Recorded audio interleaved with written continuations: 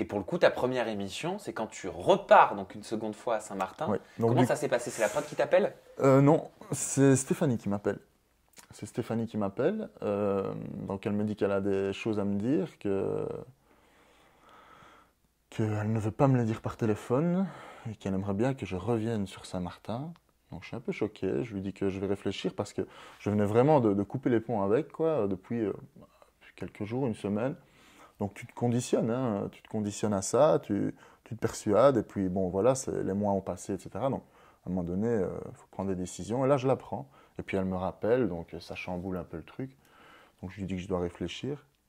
Après oui, du coup la prod m'appelle et me demande de revenir. Steph a vraiment des choses à me dire, c'est important, il faut que j'y pense et tout.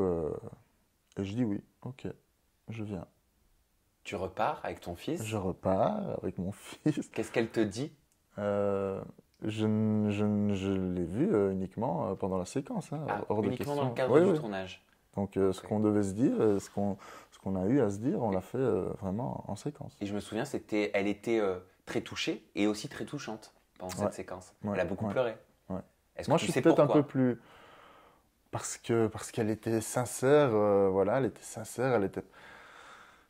Puis elle est loin, hein, elle est loin.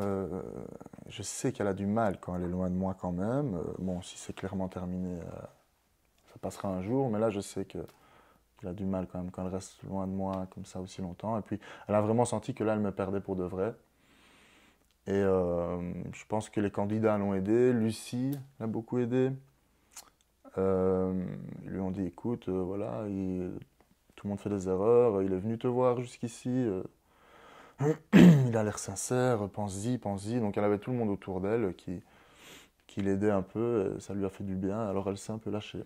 Parce Et que le donc, problème de Steph, c'est toujours sur la défensive, toujours, toujours. Et quand elle se lâche, les choses se passent bien. mais elle l'a reconnu elle-même, hein. Dans un Ouais. question-réponse, là, il y a quelque temps sur Instagram, Mhm. des abonnés à elle lui posaient des questions. Et alors, laisse-moi juste retrouver ce qu'elle a dit, puisque ça te concerne. D'accord. Elle a dit exactement qu'elle avait tenté de faire face à cette infidélité, donc que tu nous as expliqué qu'il n'était pas une infidélité parce que tu disais que ça s'est passé pendant la rupture et non pas avant, je recontextualise, Ouais. mais qu'elle n'avait pas réussi à y parvenir, qu'elle a du mal à pardonner. Elle a dit: je pensais pouvoir passer au-dessus, je devenais mauvaise, aigrie, parano, mal dans ma peau. Est-ce qu'elle dit vrai? Elle dit vrai, oui.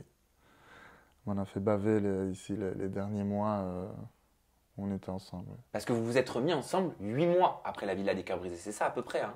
Vous êtes restés ensemble 8 mois. Pendant 8 mois, 8, 9 mois, oui. Mhm. Ok. Et Oui, elle c'est ça. était comme ça pendant les 8 mois? Non, pas du tout, non. Aigrie, Non, énervée? non, non. Quand on est reparti de Saint-Martin, les choses se sont bien passées longtemps.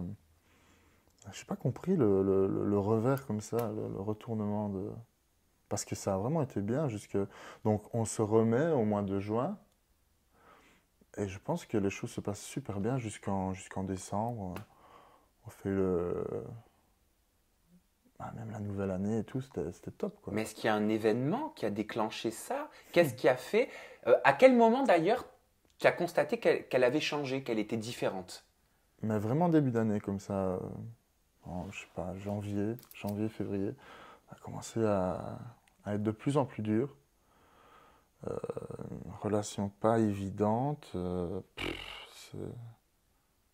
Il y avait beaucoup de disputes, il y avait beaucoup de crises Ouais, dans le je couple? réfléchis en même temps à la caractère vraiment difficile à canaliser.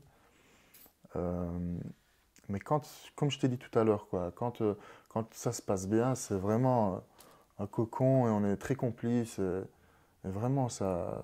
Bien sûr, j'en doute pas. Mais si ça se passait bien, vous seriez toujours ensemble.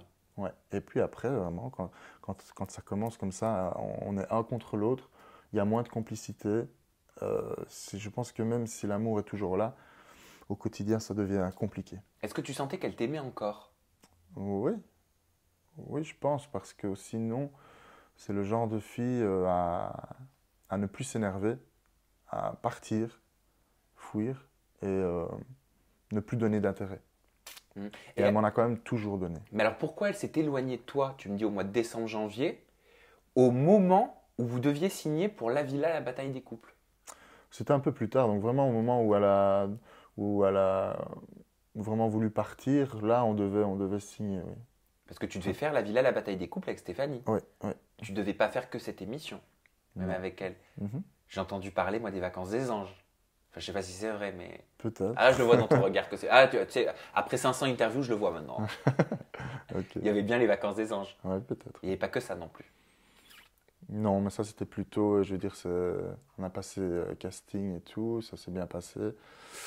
Mais c'est une histoire entre production, je veux dire. C'est encore différent, quoi. Oui, mais pourquoi vous n'avez pas continué? Pourquoi vous n'avez pas fait des émissions ensemble?